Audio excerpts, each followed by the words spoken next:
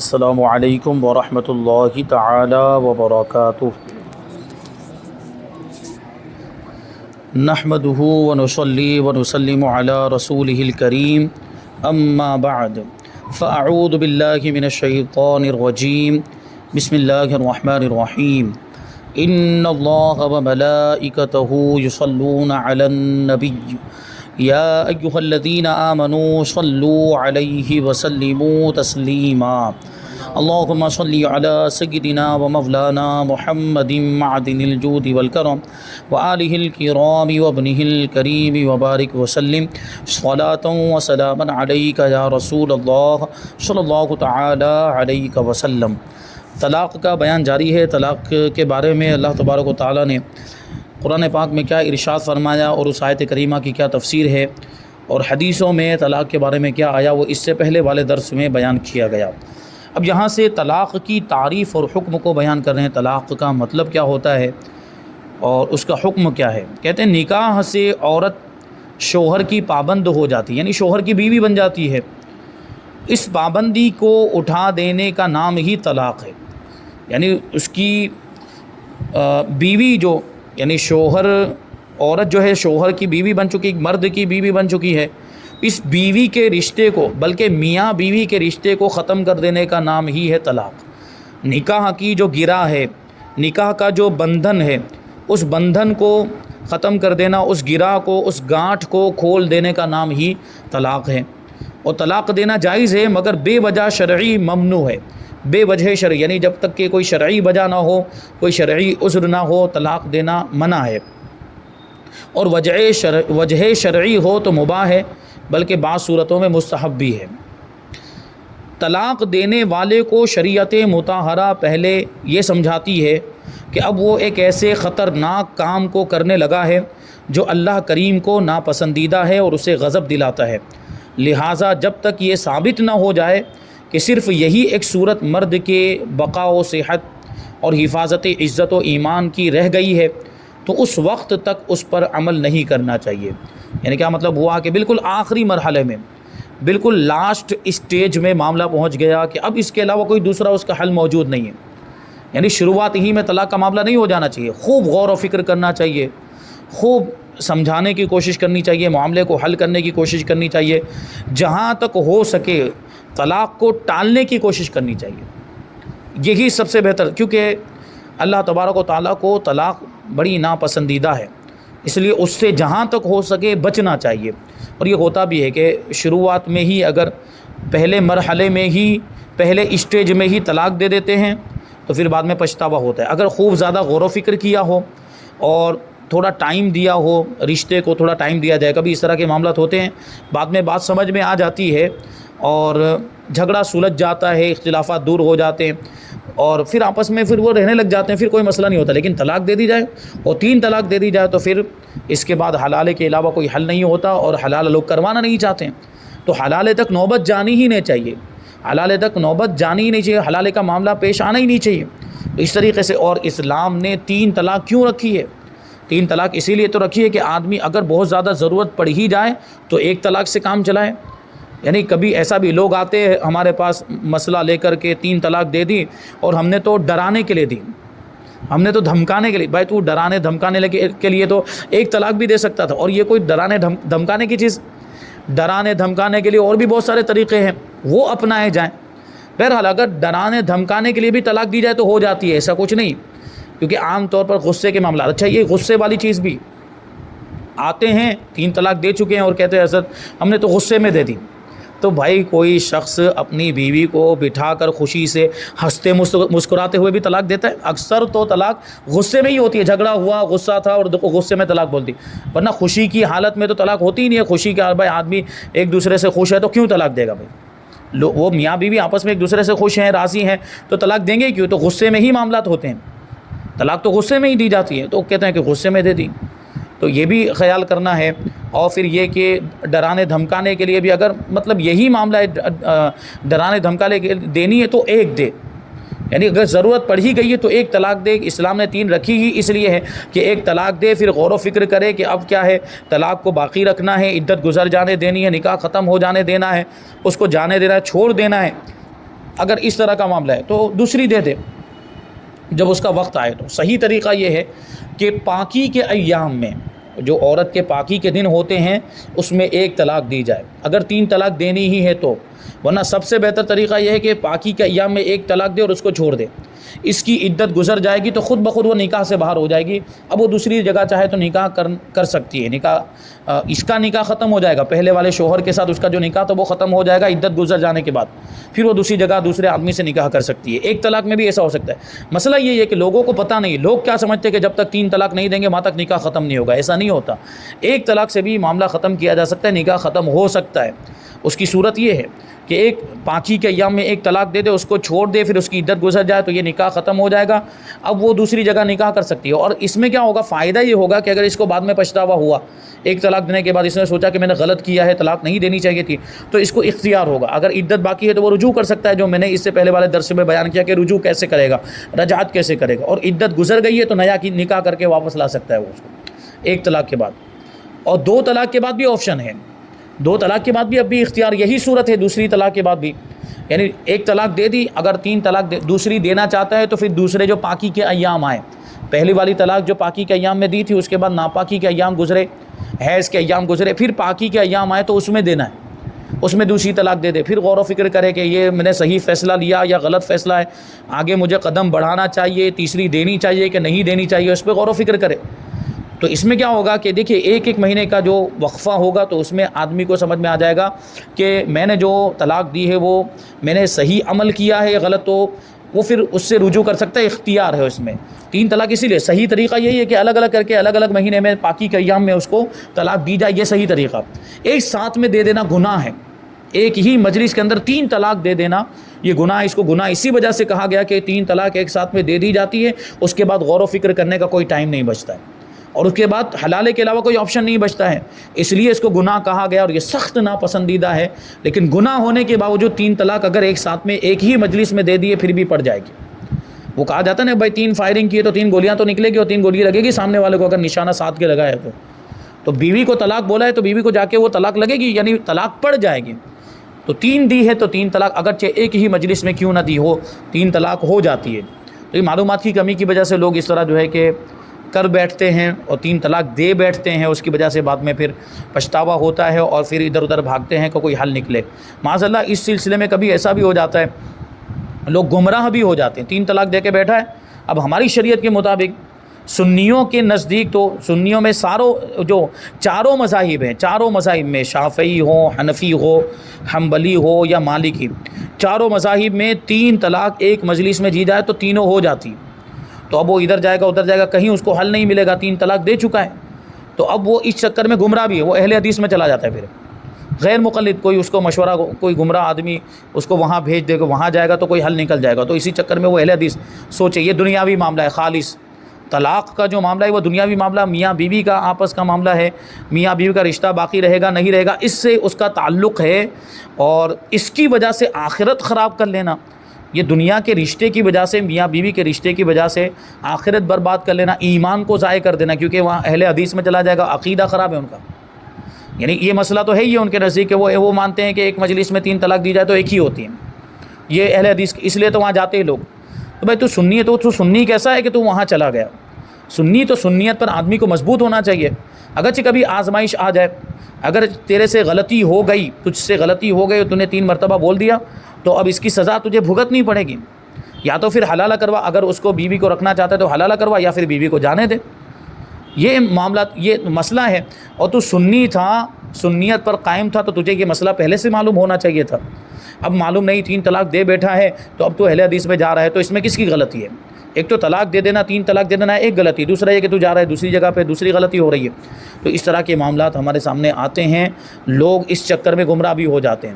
تو یہ معلومات کی کمی کی وجہ سے، علم نہ ہونے کی وجہ سے. اگر پہلے سے پتہ ہوتا کہ 1 طلاق ہے، 2 طلاق ہے، 3 طلاق، اور صحیح طریقہ کیا ہے طلاق دینے کا، یعنی ایک ہی طلاق دینی چاہیے پہلے تو یہ، اور اگر 3 دینا بھی چاہتے ہیں تو 3 الگ الگ دینی چاہیے، 3 الگ الگ طہر میں، 3 الگ الگ پاکی کے ایام میں. اس مہینے میں پاکی کے دنوں میں ایک دی، دوسرے مہینے میں پاکی کے دنوں میں دوسری، تیسرے مہینے میں پاکی کے دنوں میں تیسری دی.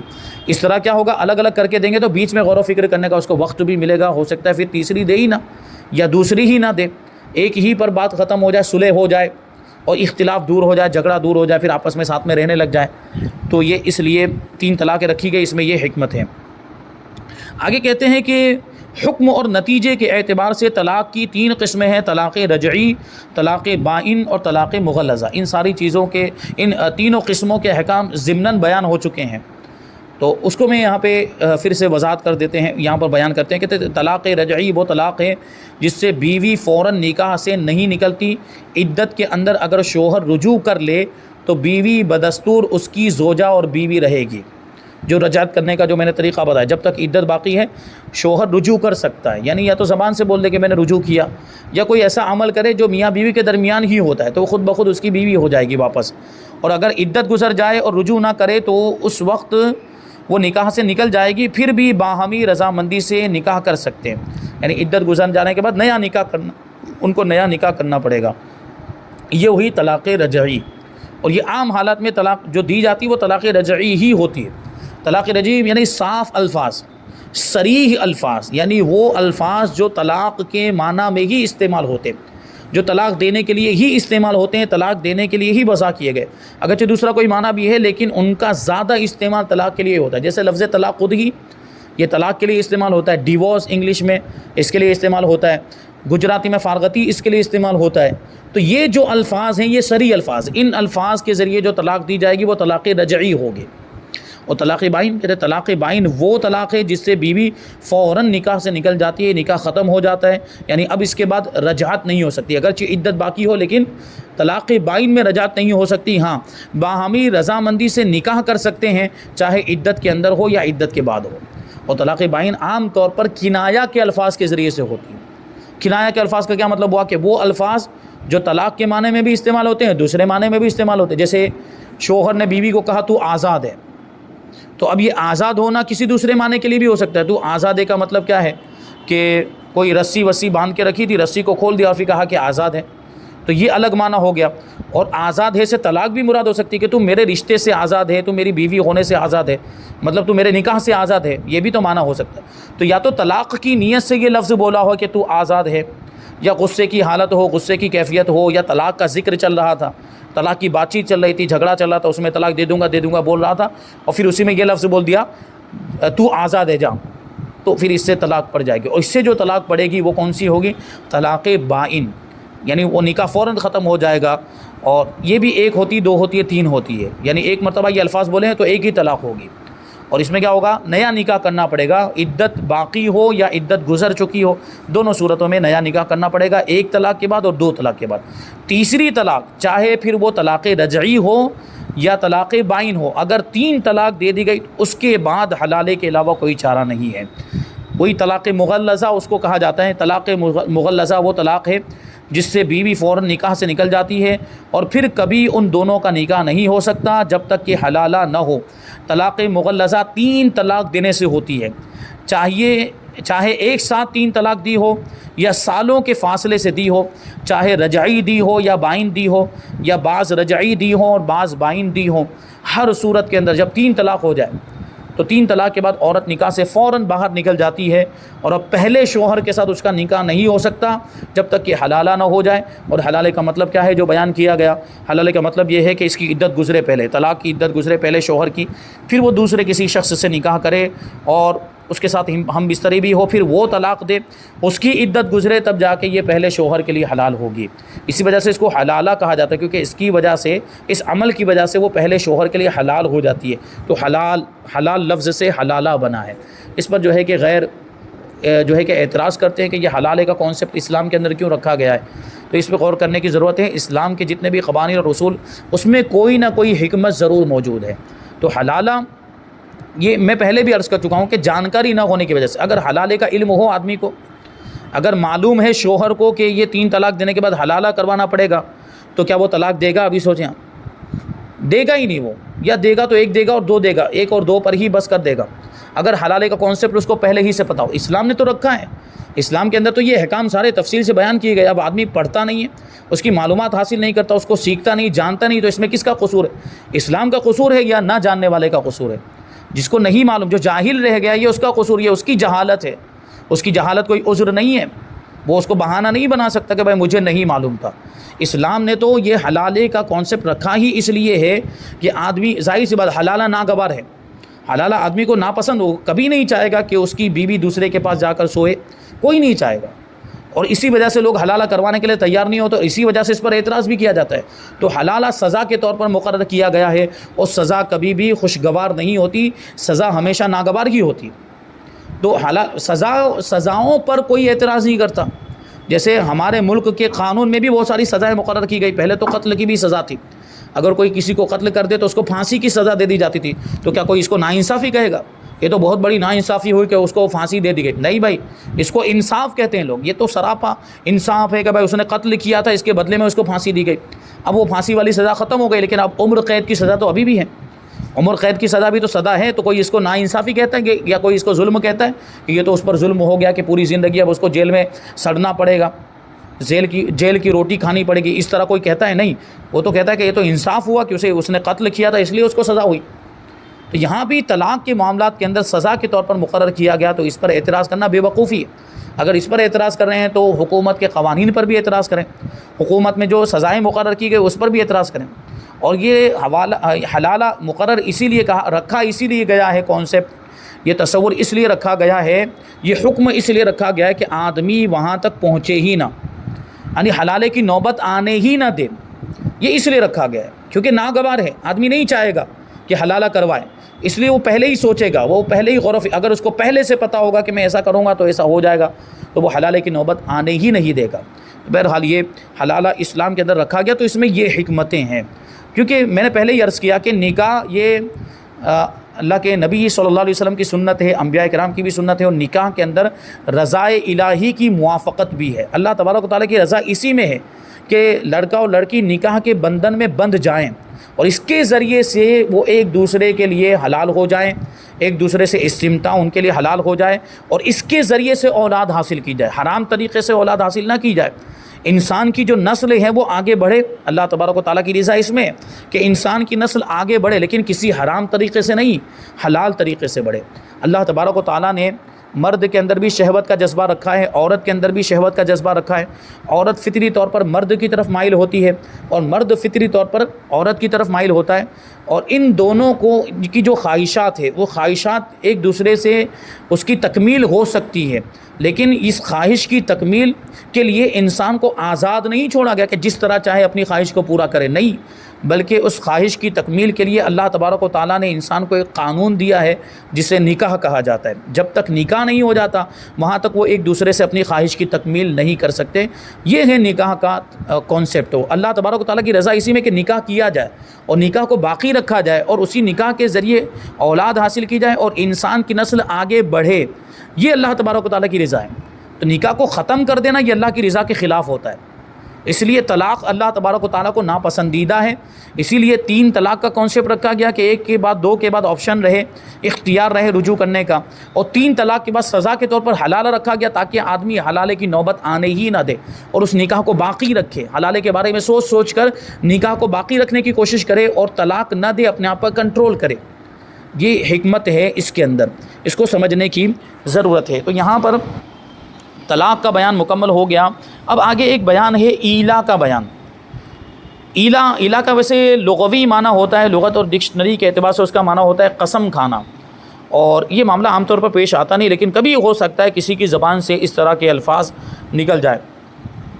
اس میں یہ ہوتا ہے کہ شوہر بیوی کے قریب نہ جانے کی قسم کھا لیتا ہے، اور اس میں 4 مہینے کے الفاظ ہوتے ہیں، یا ہمیشہ کے لیے اگر وہ بول دیا ہے کہ میں کبھی بھی تیرے قریب نہیں آؤں گا، یعنی کبھی بھی تجھ سے ہم بستری نہیں کروں گا، یہ قسم اگر کھا لی، یا 4 مہینے کی قسم کھائی کہ میں تجھ سے 4 مہینے تک ہم بستری نہیں کروں گا، 4 مہینے تک تیرے قریب نہیں آؤں گا، قسم کھا لی، اللہ کی قسم کھا کر بولا خدا کی قسم میں تیرے قریب نہیں آؤں گا، خدا کی قسم 4 مہینے تک تیرے قریب نہیں آؤں گا، تو اس کو شریعت کی اصطلاح میں ایلا کہا جاتا ہے۔